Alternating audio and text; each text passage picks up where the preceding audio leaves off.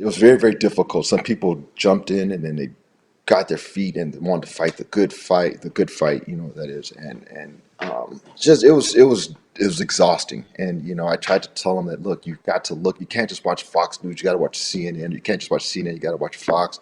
Change the radio station you listen to in your car.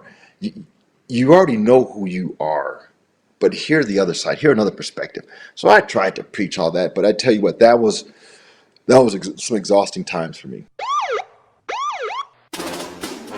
Brothers and sisters,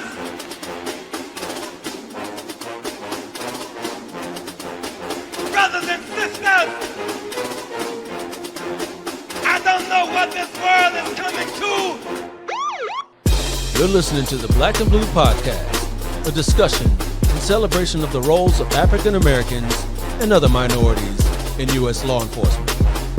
Your host on the Black and Blue Podcast is Dale Peters, a law enforcement professional with over 20 years experience in the business. Hop on board this Black and Blue train of interviews, current events, and pop culture conversations. So get ready. The Black and Blue Podcast is coming at you right now. What up, fam? You tuned into the Black and Blue Podcast. I'm your host, Dale. Thank you for joining me here today's episode. I appreciate you all. And before we get started with today's guest, let me remind you to please like and subscribe to the Black and Blue Podcast YouTube channel or whatever podcast platform you're listening to me on right now. And make sure you click on that bell icon on the YouTube channel so you don't miss any new content. Also, check out the Black and Blue Podcast social media pages. You can find us on Black and Blue US on Facebook, Instagram, Twitter. We're all over the place. So today's guest is recently retired from the as a police chief from the Ontario Police Department in California after almost 30 years of service. Everybody, please help me welcome in Chief Derek Williams. How you doing, sir? I am great. I'm great. How you doing, bro? Excellent. Appreciate you for coming on. I am glad to be here. Yeah. We had for everybody out there, we had a couple of technical difficulties getting the chief on here, but we worked those out and we are here now. I appreciate you coming on. I appreciate when I was a chief, I had people do stuff for me. I thought it was on my end, but I'm glad it wasn't me, and we're good. No, it definitely was not on your end. So yeah, you did good on that. Had me thinking there for a little bit. I was like, am I doing something wrong? How can I have them on here? And then but it was on their end, but we got it fixed. So appreciate you coming back on, having the time for me. So like I mentioned in the monologue there, you are recently retired from the Ontario, California Police Department. Tell everybody how long you were there and how long you were chief. Well, I started Ontario Police Department in January of 1991. Goal was to get to 30 years. I came just a tad bit short of it. There was some they made me an offer I couldn't refuse, so I went ahead and took the incentive. I was chief for 3 years. Part of that time I was a deputy chief, and the chief before me had an injury, so he was gone for a while. So almost probably 4 years of running the place. A lot of gray hair now. That's what they left me with, a lot of gray hair. Yeah. It's kind of like you ever see those old photos what they do of ex-presidents, at the start of their administration, and then all through the years, like Obama, he's totally grayed out, Exactly. Well, when I first started, that movie Ricochet came out, and so I had a picture of Denzel, and I was Denzel. Oh, yeah, I was Denzel, my younger thing. And then when I got to the end, man, I was Morgan Freeman when I left that place. Morgan Freeman. Yeah, man. They got me. Yeah. No doubt. Morgan Freeman from Seven, though, right? Yes. Yeah. All right. Well, a lot of good service. Thank you for your service out there. Tell everybody, your progression through the Ontario. Is it the first place and the only place you worked for? Yes. Okay. I was in the military. Served in the Air Force. Thank you for your service. I grew up in L.A. Oh, no problem. Grew up in L.A. Thought I was, end up in the league or something, because I thought I was a big baller, and that didn't work out. Didn't really have money for college, so I went to the military. Baller. Which sport? Which sport? Oh, basketball. Okay. Basketball. So got married, and then it was time to get out. In the Air Force, in the military, you either stay in or you get out. And I said, you know what, 4 years in, let me go out and get out. And I needed a job, and I applied at LAPD and Ontario. Didn't know anything really about the Inland Empire, but I got hired at Ontario first, so I took it and stayed there. Great organization in the Inland Empire. It's grown a lot, and I just kind of just worked my way up the ranks. Yeah, yeah. Back and especially back in the '90s, Ontario was a lot of nothing back then. Yeah, I grew up in the LA area too, and then I had a buddy whose parents moved out to Ontario years ago, and we came out to visit them, help them move in and all that. We were like, man, this is far, and then what's Ontario, because I was out like in the Pasadena area, but Okay. yeah, yeah, and then now Ontario just is blown up. It's Oh, really yeah, a huge city now. it really is. Great city, Yeah, great city. I say yeah, this whole area has it's potential with a capital P, and yeah. it's developing. It's doing all right. Yeah, yeah. They've got the international airport over there now. And what was that process like taking over that airport? Because at first it was part of the city of LA's airport, and then what was all that transition like? So that was, give our politicians credit. When something's in your backyard, we're responsible for it. And like you said, it was run by LA, and they'd have all these exercises and stuff, and it was simulation stuff. But every time we did something, it was a 45-minute drive for LA people, so we would have to handle it. So from a policing perspective, it was very, very difficult. And then, being a secondary airport, you always wanted to be able to control your own destiny, and we weren't getting a lot of flights. So our politicians did that. I say all that to say that when the policing model came in, we had to build it from the ground up. We had to look what LAPD or what VLAWA had and what we could deal with. So we had to hire a lot of people. We had to get a lot of people trained, and give folks a sense of being safe when they travel to Ontario. So it was very, very chaotic, and it's still going on now. We had built up for it. The pandemic happened, and then all the flights kind of slowed down. So it was tough from that, but it's gonna be a great place. It's gonna be all right. Yeah, yeah. I would love to, because I'm in the Inland Empire here too, and I would love to, make some of those flights out of Ontario. But sometimes, just some of those flights weren't available, and then had to go all the way to LAX, and Right. passing one airport just to get to another, didn't make sense to me. You know what I mean? Doesn't at all. So, they're going to get the price point down. They're going to get destinations where you don't have to stop. But it was always bad. You look out the window, you say, man, there's Ontario, and you got to drive all the way, fly all the way to LA, get your Yeah. car, and then drive back in traffic. And that's not good. So it's going to No. happen, though. It's going to happen. Yeah, yeah, yeah. Like if I'm going to Vegas or something, and I didn't want to drive, yeah, I could definitely go get them out of Ontario, Southwest. But if you're going back east, unfortunately, or overseas, because my wife is Costa Rican, if we wanted to go to Costa Rica, we had to go all the way to LAX. But it is what it is. So, yeah. So as chief over there for almost 4 years, what were some of the challenges you had to deal with over the years? I know COVID is one big one.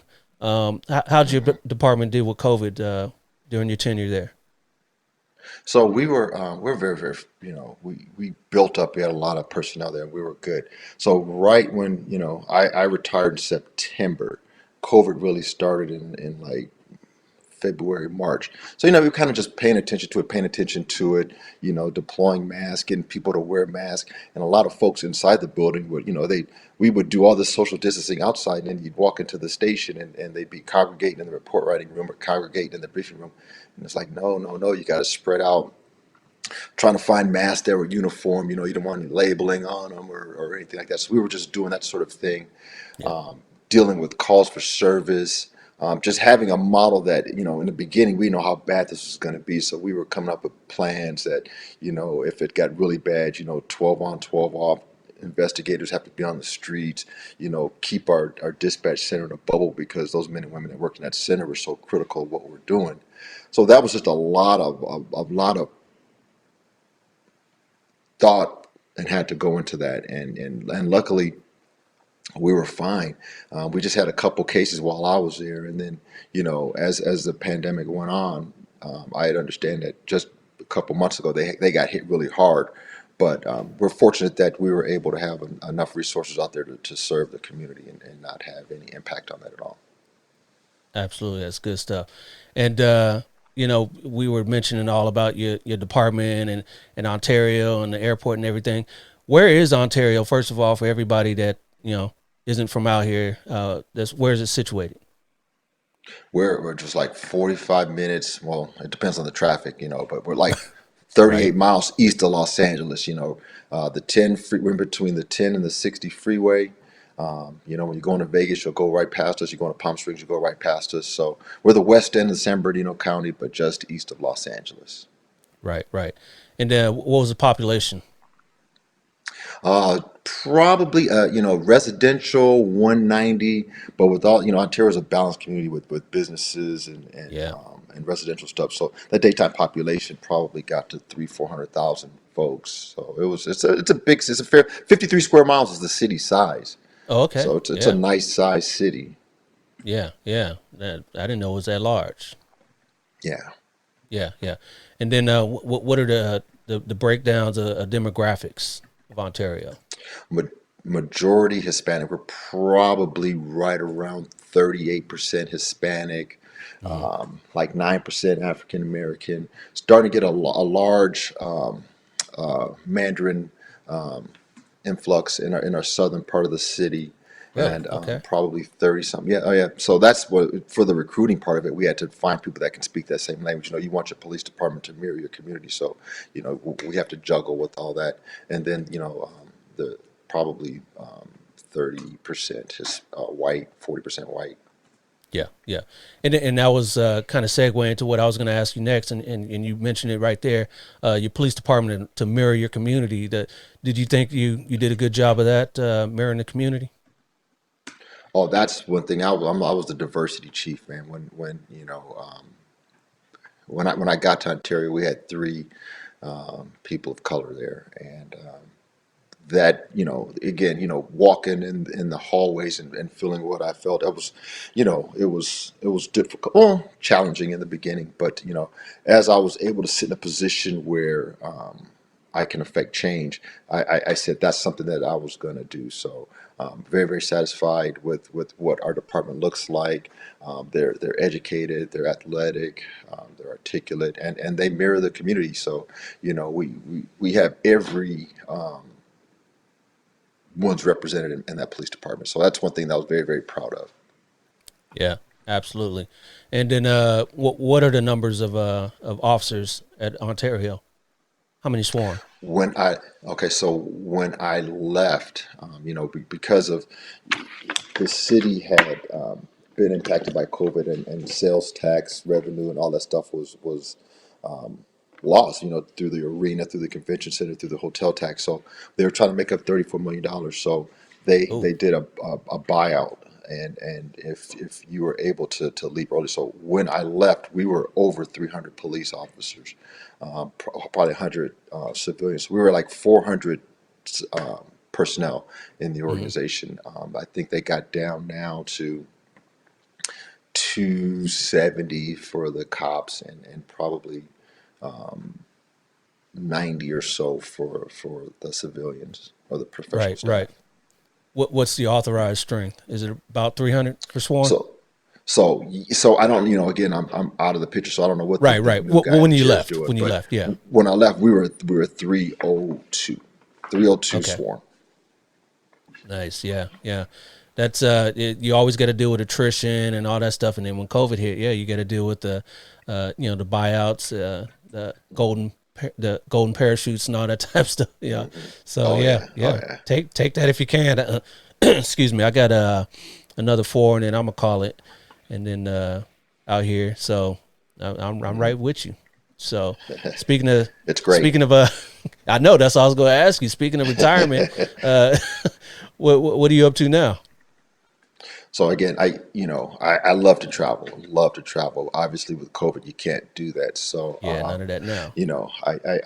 I'm picking up this game called golf, and I'm enjoying that. It's a game you can't blame anybody but yourself. So I'm enjoying that. My wife is remodeling the inside and outside of the house, so that's keeping me busy as well. So only thing better than being a chief is being a retired chief. Right, right. How's golf treating you though?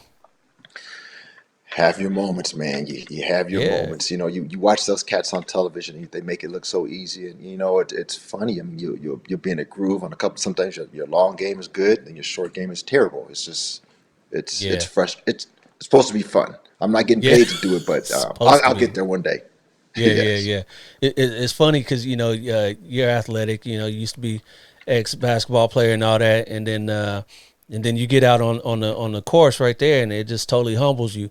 And then you look at say like Charles Barkley. You ever see his swing? It looks like Oh his swing man. looks terrible, and it's like he was a dunker and a rebounder and ran the floor, and then he gets out there, he got a terrible golf swing. So Right, because it's in his head. That's what this game. That game is in your head. yeah, yep. So.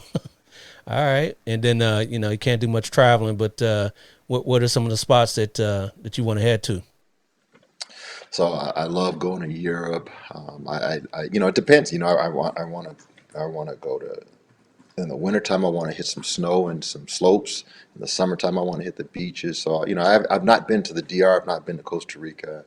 I want to go to Madrid. It's a Yes, some people like going to the river every week and every month. The globe is huge, and I want to get to those yep, spots. So no doubt. I'll get Yep, there. I'll get there. yep. That's some of the things I want to do as soon as we can do this, get back to normalcy. I want to do some traveling too. The wife and I always All want to. right. She's got some spots. She wants to do Bali and all kinds of spots.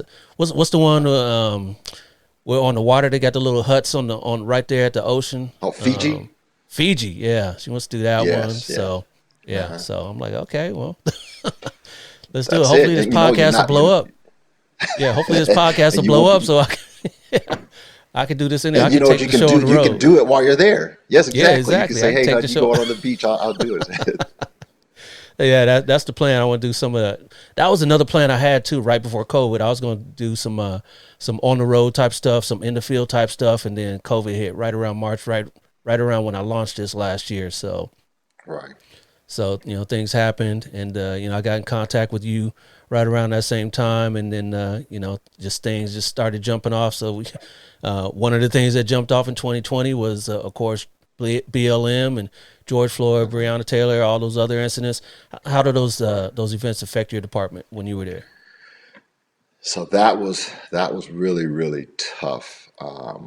You know, if you take my experience from rewind back. So I'm a festive kind of person, and 3 4 years ago I was deputy chief at the time, so maybe it was 5 years ago, and I was going to a Halloween party. And my wife's very festive. She wants to buy these costumes all the time, so she was going to dress up as an NFL referee. So I was like, okay, well, I don't want to spend a lot of money, so I had an afro, I had some Dre beats. I said, you know what? Colin Kaepernick's in the news now for taking a knee. I'm going to dress up as Colin Kaepernick. And so my daughter took a picture of us before we left to our party, and she posted it on social media. So we went to two parties. I went to a non-cop party and won best costume. Then I Hmm. went to a cop party, and they gave me all kind of grief. I Hmm. go back to work, and this picture's circulating. They're sending it to the newspaper, sending it to my city manager, saying that I'm anti-police. I'm like, I've been a police officer for 20 something years. I was in the military. Colin Kaepernick was all about police brutality and saying how it wasn't right, and everyone in this building should Yes. be that way. So that ship sailed, whatever. I get through all that. The George Floyd and stuff like that happens. So I'm the chief, right? And we've got a social media team, and I'm talking to them. And in the entertainment business, they went with the black square, take a pulse off of social media, right? So I'm like, you know what? Let's do that. And I think that I wrote something along the lines that what happened to George Floyd was terrible. It shouldn't have happened, and he was murdered. Something along those lines. Man, people in an organization got upset with me. What are you doing? What does this mean? What's this, black, that? I go, it's taking a pause from social media is all it is. So people are really upset. So I had to have an all hands meeting. I had to call people in. And I said, look, we're dealing with a very, very troubling time. I'm a cop, you're a cop, I'm the chief. I said, but I'm not just the chief for the Ontario Police Department. I'm a chief for the entire city of Ontario. And we've got to connect with the community because that's what this is all about. But it was very, very difficult. Some people jumped in and then they got their feet and wanted to fight the good fight, that is. And just it was exhausting. And I tried to tell them that look, you've got to look. You can't just watch Fox News. You got to watch CNN. You can't just watch Yep. CNN. You got to watch Fox. Change the radio station you listen to in your car. You already know who you are, but hear the other side. Hear another perspective. Hmm. So I tried to preach all that, but I tell you what, that was some exhausting times for me. Tell me about it. Yep. And I'm living it on a lower level. Not as a chief, but as one of the rank and file, and I see that as well. Walking to the station and Fox News is on. So let's bring some balance. Let's do some CNN or let's not have either one on. Let's put on ESPN. That's what I'm saying. Let's put that on. Right. Yeah. And leave politics out of the station to begin with. But those events with BLM and George Floyd and all that, those are events that affected us all across the country. So we couldn't put our heads in the sand on that. We had to definitely deal with that. And did your city have a bunch of protests and any of that going on in Ontario? So what's funny is, the mayor, I've known the mayor. He was a city councilman for many, many years. So we had a lot of conversations about things. And, he was like, hey, chief, do you mind? I have activist so-and-so. Do you mind talking to him? I said, no, I don't mind talking to him. I have people in my office all the time talking about things. We were prepared. We had folks deployed. We even had a moment of we implemented a curfew because of what was going on in Fontana, what was going on in San Bernardino. But we didn't have those problems in Ontario. I'd say number one, because we were prepared. But Hmm. number two, the things that I was doing the organization was doing is about getting out and talking to folks. We went with two-man units, but we didn't wear our riot gears in the car. We had our stuff in the trunk. To be prepared, just don't be antagonistic, just be prepared. And that was a great, great process for us. So we didn't have anything. We had some people that were peacefully protesting. We went out, we monitored, we talked to them. But as far as looting and crimes and all that, we didn't. So I want to thank the folks of Ontario for that. Absolutely, absolutely.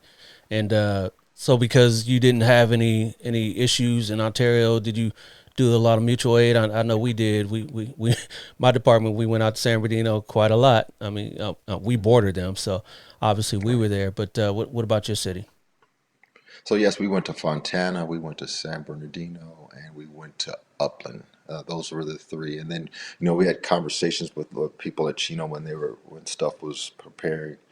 But we were fortunate. We didn't. Back in when BLM first happened, we had some stuff on the border of Ontario and Rancho, and then there was some stuff in Rancho that was pretty peaceful, but it was just volatile. Yeah, But yeah, again, we didn't have anything. But I think part of this is chance favors a prepared mind, and we were always ready. We went through these exercises. We had talk and dialogue, and we had to have supervisor approval to go out and do things. So it was. I'm glad it was all over with. yeah, yeah. That part of it, yeah, is over with. But this is going to be a continual thing that we gotta work together and move forward.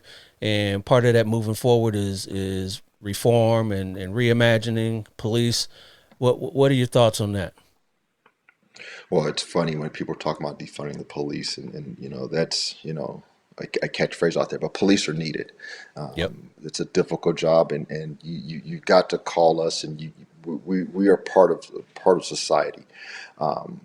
Can we use more health care providers? Can we use more mental health professionals? Most definitely.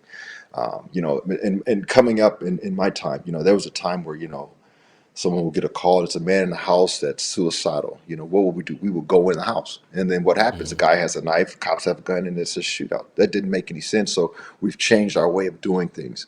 Right. But those that don't like the police are saying that you shouldn't have SROs, you shouldn't have cops in schools, and I, again, I was a cop for 30 years, so I beg to differ. I think that we are able to get involved early and deter crime and be a positive role model. So I enjoy those side of things. But Hmm. what's unfortunate about our profession is one bad apple spoils the bunch, and we've got some cops that have done some terrible things, and they wants to throw us all and lump us all together, and it's not very fair. But we're needed. I think that our new cops, new generations, are smarter. They're more in tune. So I think we'll get better. I'm foolishly optimistic that things will get better. It's going to be tough. I don't envy the men and women out there on the streets right now because Yeah. they're tested. There's cameras in their face all the time, and you can't win. So it's No. tough, very very tough. Yeah. Yeah. But then, we're wearing cops, not wearing cops. We're wearing cameras as cops as well. So, Hmm. it's just a different society. Nowadays, everyone's, like you said, got a camera in their pocket. So, they Hmm. pop it out whenever there's an incident, and they all up in there. And a lot of that is good and bad. Had it not been for a camera in someone's pocket, we wouldn't have seen, George Floyd. But, going all the way back, to Rodney King, had that person had not had a big old camcorder, Right. that they had back then, we wouldn't have seen that. So, Watchdog isn't a bad thing. It kind of, keeps us Oh accountable. no, no, not at all. I mean, again, we went body cameras many many years ago, and I think that our folks were resistant at first, but the men and Yep. women love those things now because it protects them. It Oh protects them. yeah. Oh yeah. Yeah. I know in my department, a lot of us were reluctant with that as well. Even with the audio recorders when we first went to those, and then now when you get those letters in your box saying that there was an IA that you didn't know about, but you were cleared because of the recording. Hmm. Thank you. Exactly, Somebody exactly. lodges that complaint and they just look at the recordings and it didn't happen that way, sir or ma'am. So, Yeah. yeah, Hmm. but those things keep both sides honest. We hope. Exactly. Definitely, definitely. So, we were talking about what your plans are as chief of police, retired. Yeah, and you mentioned that you had a family as well. What's the family life for you? So I'm empty nesters now. Oh, My okay. wife is going to be pulling the plug pretty soon. Kids, all the girls all live in LA. Grandparents. So it's a good life now. I'm time to just relax. I mean, even when my youngest moved out, she even took the dog with her. So I'm happy about that. So I have no real responsibilities other than myself. Yeah. Well, you and the wife. Oh yeah, but she should be on her own. I shouldn't have to take care of her. Like the dog. I got to take No, the dog no. out, or I got to take the dog here there. Just me. She took the dog too. Yeah, I was kind of glad. I was kind of Wow. glad actually. Really? What kind Actually, of my dog was it? wife was butthurt. A little Shih Tzu mix or something like that. I don't know. Something on little dogs. Yeah, you want a big dog, huh? I don't want any dogs. Oh, you don't want any dog. Oh, okay. Yeah, yeah that's Dude, like I'm telling you, man. another All baby. them years of doing stuff, I don't want nothing. Just me. I'm tired. Yeah. Well, yeah. Hopefully that'll wear off. I mean, I'm sure you got some other irons in the fire. Because golfing, I'm sure is gonna get old after a little while. You got anything other than travel that you want to stay busy professionally?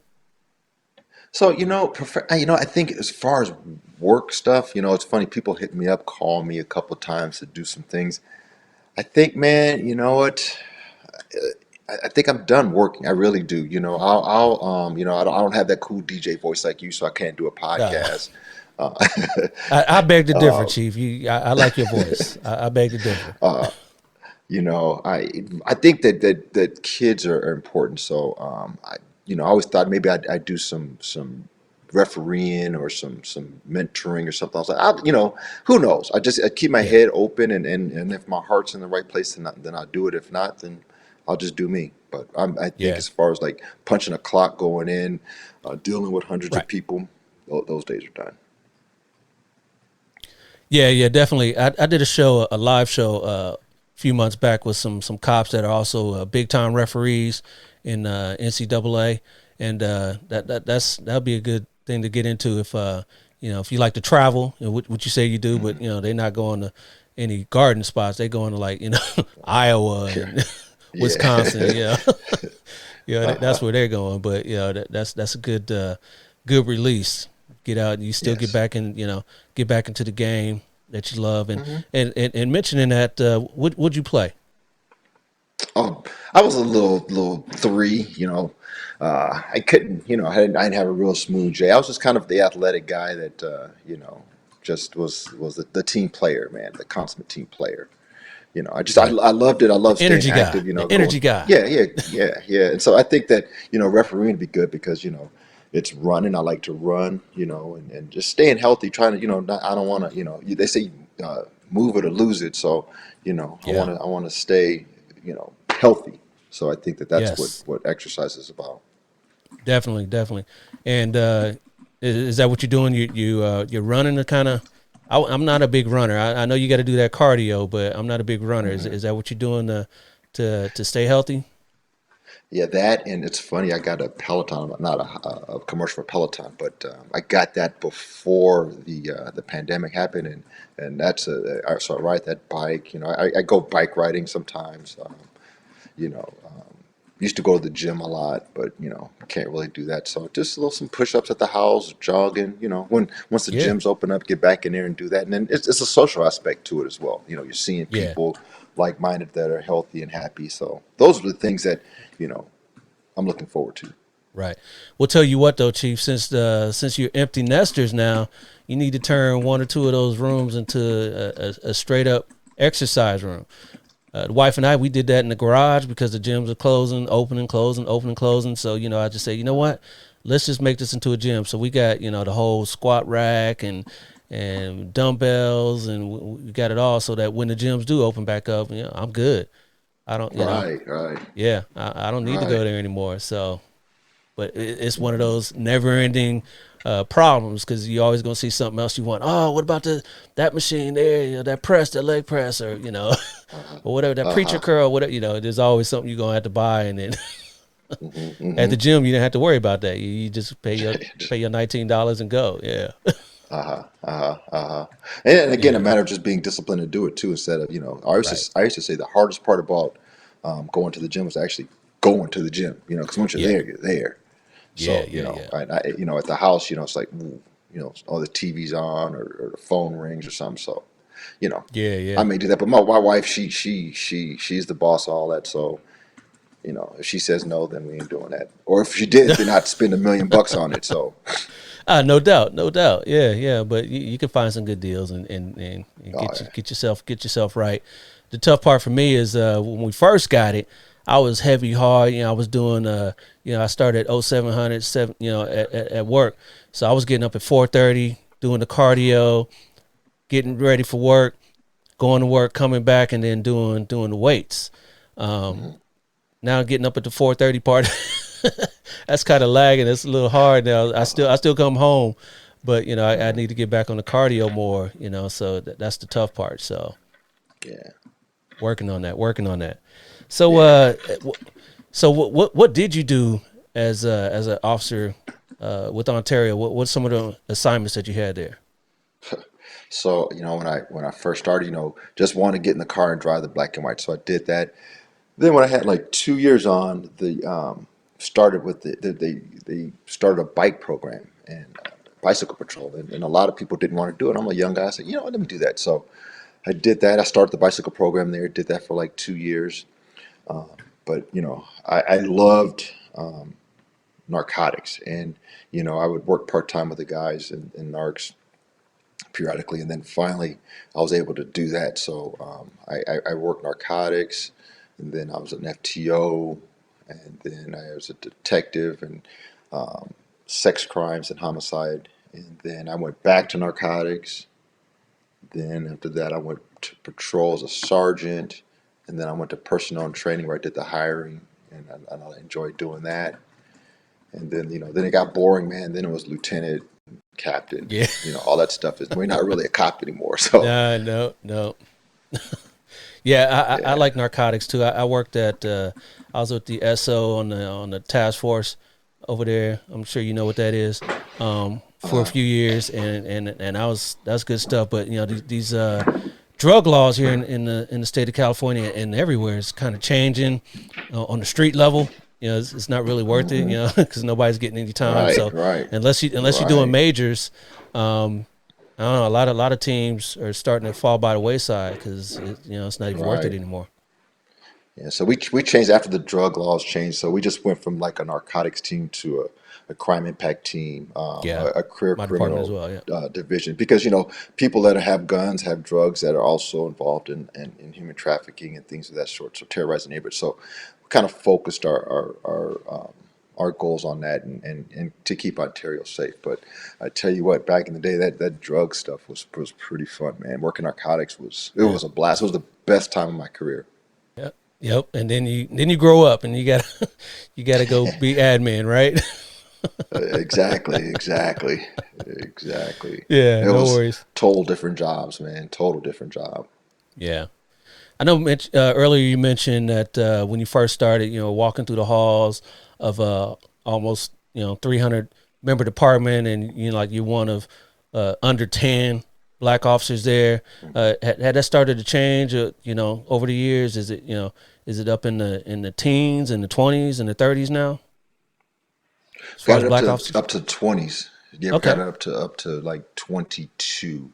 It's funny. It's just my experience is being in a car like in Narcs and having another black dude in the car with you, and just the having the music on and knowing the stories from you watch the same things Yeah. on television. So it was just things that you didn't really take for granted, and it was like, wow, it was refreshing. And I remember like as a deputy chief or a chief or something walking in the locker room, and man, you hearing like the Isley Brothers play in the locker room. I was like, wow. Yeah. It was just nice Yeah. to just hear that. And I went from the time where if I was in the corner talking to two or three black dudes, people would like look at us like, what are you guys talking about? Like, we ain't Yeah. talking about where we're going to lunch. It's the same thing that's going on throughout the building, but people would feel threatened by that for whatever reason. And I'm glad that all that was over with, man.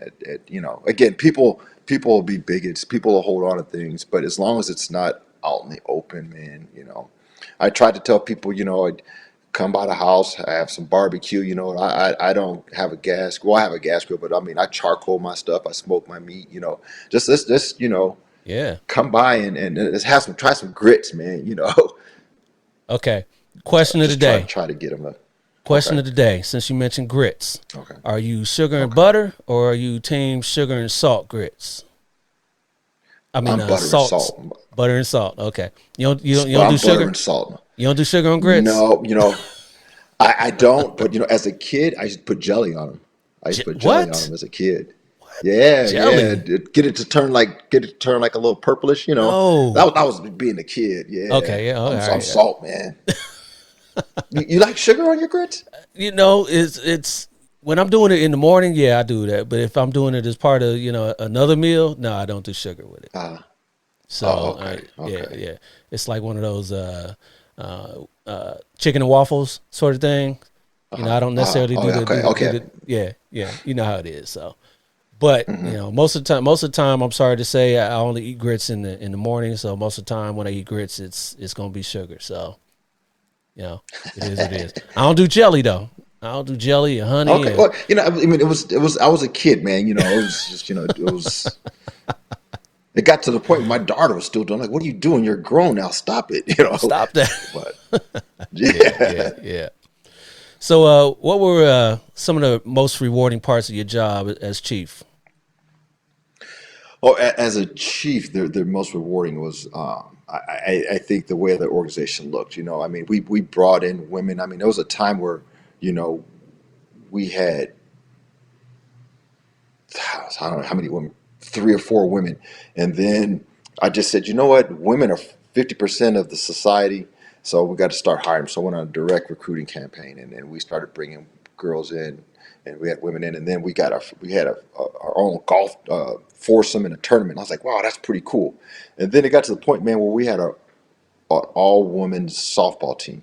So I was like, man, this is good. And these girls are athletic, they're educated, they're smart. So just bringing in diversity. I mean, I got Mandarin officers in there, Filipino officers in there, Hispanic officers. I mean, so we had everything. So that's, as a chief, we took over the airport, and we're diverse, and we stayed out of the newspaper. So those are the things that truly made me happy as a chief. Oh, no doubt. Staying out of the paper, yeah, that's goal number one for a chief, I'm sure. Yes. Yeah. Yes. You mentioned, going out and being intentional on recruiting females and recruiting different subsets of society. How does that look when you're being intentional with that? When you say we're going to focus on females, or we're going to focus on African Americans, or we're going to focus on Mandarins. How does that look for the rest of recruiting, the rest of the candidates out there?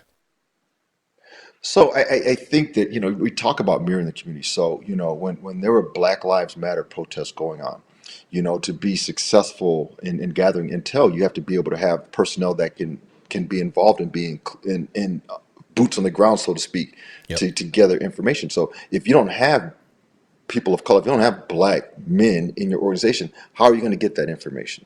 Yep. When, as far as the Mandarins come to town, and they're moving in. So if there's a crime spree downtown or in their community, or there's a lack of trust, if you're not speaking the same language, how do you build that trust? If females are half of our society, they're needed. I mean, women are smarter than men. Men want to get up and Don't tell my come up wife to your that. house Don't tell my and wife that. and you want to buck up, so to speak. But with this new policing, we have to do working smarter and being less confrontational. That's what women bring to the table. So those are things that I think that makes our organization better. So yes, there were people that were like, oh, this place is getting dark, or this place is what, because on the day shift we had like What? 8 or 9 girls on one shift, and people were like, what's going on? But that's a beautiful thing. To me, it was Yeah. beautiful. And Yep. and I'd say to you, she's smarter than you, she's more athletic than you. You're just worried because you're gonna be working for her. Yep. That part right there. Yep. Right. So, right. yeah. What were the kind of the more challenging parts of being chief? It's funny, it's the politics, I just kind of stayed away from that. Kind of the, believing that there was a never ending amount of money to deal with for the checkbook, but budgets are very, very important. Just the need of sharing information, this whole social media thing, I would have to, I have to police through Facebook and Instagram and deal with those issues instantaneous because, something would happen, and I'd like to gather information before I shared it with the council or the city manager. But because some streamer was there or some blogger was there, they put that information out, and what's on the internet isn't always true. So just having to always be engaged as a chief, man, when your phone rings, it's always, not always, but most times, bad news at 2, 3 in the morning. So, just always worrying about what's going on. You watch Police Pursuits, and you watch them now, but when they was coming eastbound on the 10, I'm like, man, please don't come to Ontario, please don't come to Ontario. So just the constant load. Yeah. It was a constant load. But I enjoyed the succession planning. I enjoyed mentoring folks, getting people in the positions they want to be in. Going out and talking to people, going to schools. That part was good, but Yeah. there was a lot of other baggage that came with it, though. No doubt. That's why you get paid the big bucks, though. Yeah, that's what they said. Yeah, what I they don't know say. what it did to my insides, though, bro. I don't know what it did to my insides. For real. You talk about succession plans and mentoring. What sort of processes did you do for for that process to allow other African Americans, other females, other gays, other minorities in the department to kind of move up and be who they are while they're moving up? Well, again, you have to be who you are. You can't change the color of your skin. You can't change who you love. You can't do those things. So your goal is just to make them feel comfortable, embrace them. I had two doors in my office, and if it wasn't something going on confidential or I couldn't be disturbed, I had both those doors open. I made it people welcome to come in. I would talk to people, walk the hallways. If you hear something, you'd correct it. Embrace it. And I think that, I'm a retired guy now, so they don't care. But people they want to be successful, so they'll mimic your behavior. So if I were doing something, other folks would want to model that. And it may have been a facade, it may have been an act for them to move up their ranks. But I think in the meantime, people felt comfortable. Like I said, you want to come to work. You spend more time at work than you do at home. So it's two families, and you should be happy at work. And so we would do our part to make sure that you were happy, and listen, folks, and talk to them. Yeah, absolutely. All right. And where do you see law enforcement going here in the future? As far as, there's been lots of changes since you came on in '91. Where do you see as the future of law enforcement? It's going to be more and more difficult, but with technology, with what Axon is doing out there, they want to, come out with a non-lethal type weapon, and I think that we will get there. What the public wants, shooting in the leg and shooting in the hand, as that's very, Yeah. very difficult, and Yeah. that's not possible. But I think technology is our best friend. It's a force multiplier. Cameras are everywhere. It's a Hmm. double-edged sword that if you don't see it on camera or on video, it didn't happen. But Right. so much we get accomplished by having the cameras out in the field to put cases together, the technology with the phones and all that. Those things will help. And there's a lot of smart people out there that support law enforcement. And we talk about all the other issues going on, but law enforcement, at least in our community, is still supported. Our community supports us. We've got a difficult job to do. I think that the screening process is getting more difficult, which is a good thing because there's some people that do slip through the cracks. But I think those folks will be held accountable and for their actions, and hopefully it doesn't have an effect on law enforcement as a whole, because that's where we get stained. That's where we have problems. Yep. Yep. I agree. All right. Well, great conversation here with you, Chief. Appreciate it. Appreciate you coming back No on after problem. the technical difficulties we had and being available here on your Sunday. I know you probably want It's to get all out good. there on the course, right? I But think I think today I think I'm gonna go. I think we're gonna go to lunch, and I think the Michigan basketball game. Michigan, I think they come on a little bit, so I'll watch them. They're a pretty good why squad. I think for Michigan? Final Four, think about them. Jawan Howard. I think he got those cats playing ball, man. I think Okay. that Yeah. I think just watch out for him. It's Gonzaga is Gonzaga, Baylor's Baylor, but I love March Madness, so watch a little Yes. college Yes. basketball. So I get my pools already, get my picks Yeah. already. That's probably the only time I really pay attention to college basketball nowadays. Although, back in the day, when I was coming up, you used to pay attention year round. That's when Georgetown was big and North Yeah, Carolina and all that. That's back in the day with Ewing and AI and all those cats were playing back then. It's just different, man, because one and done, and you can't really get yes, invested in exactly. these cats now. So that's the That's difference. true. But That is true. That is true. yeah, yeah. That is true. But That is true. But they got I to make pay that money. no doubt, no doubt. No, I'm not hating on them for it. Go make that money. But I'm just saying, as me as a Right. fan, I don't really pay attention to because there's really no urgency, no need for me to be invested in them because they're not going to be around. But I pay attention to the Lakers and my Niners and a little bit on the baseball side. But Okay. yeah. So, Jump on the but Dodgers. Dodgers are good. yes, the Dodgers are good. They are good. And I pay I mean, you attention. got the That's another blue. one.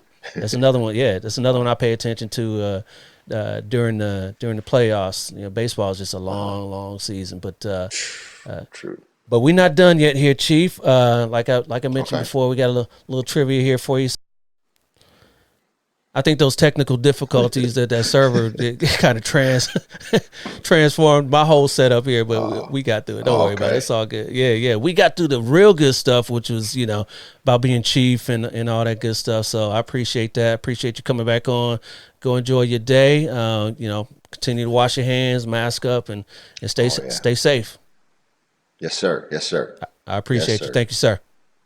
All right. Appreciate you. Thank you. All right, y'all. We are done with this episode of the Black and Blue Podcast. I want to thank retired Police Chief Derek Williams of the Ontario, California Police Department for bearing with me through all the technical difficulties of this episode. Through the magic of editing, you guys didn't notice any of them, but that's what we do here on the Black and Blue Podcast and in law enforcement in general. We adapt and we overcome. If you all appreciated this episode, show brothers some love.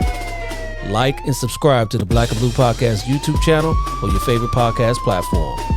You know, it really helps the show out immensely. I'll be back in a couple weeks with another law enforcement professional. Same black time, same black channel. But till then, you know what's next. Stay black and blue. I'm out. Peace. This has been a Maitre D Entertainment presentation.